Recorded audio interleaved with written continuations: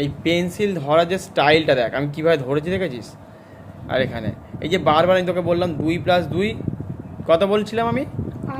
8 বলছিলাম, আর তুই বলছিস 4। তাহলে আমি যতবার ভুল করছি তুই বলছিস কারণ জানিস বলে, ঠিক আছে? যখন আমি জেনে গেলাম না 2+2 মানে 4 হয়, তখন আমার অসুবিধা হচ্ছে না আর। এই না সত্যি ঠিক 8।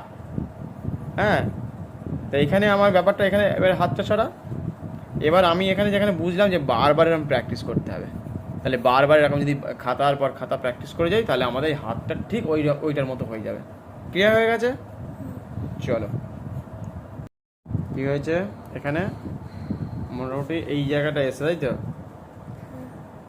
এবার দেখ এই গাছের দূরত্ব দেখ, ঠিক আছে? এই যে ছবিটা, এই ছবিটা আর একটা ছবি দেখাচ্ছি। কোথায় গেলি রে?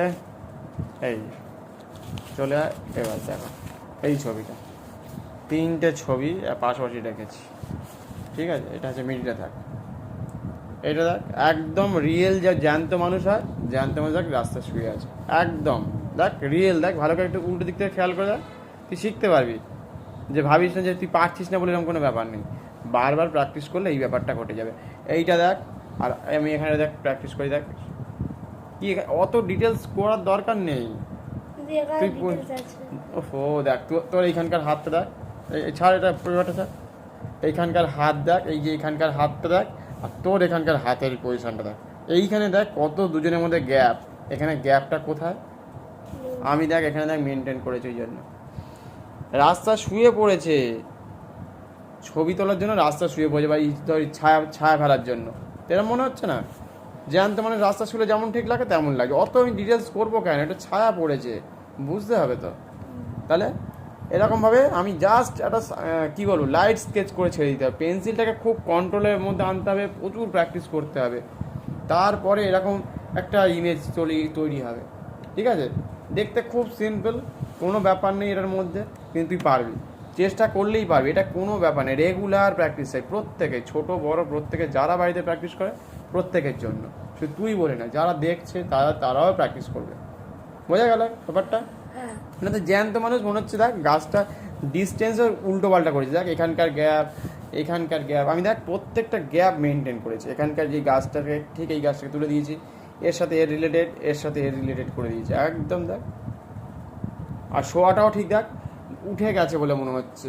আমি দেখ রাস্তা শুয়েছি, দেখ, বুঝতে পেরেছি?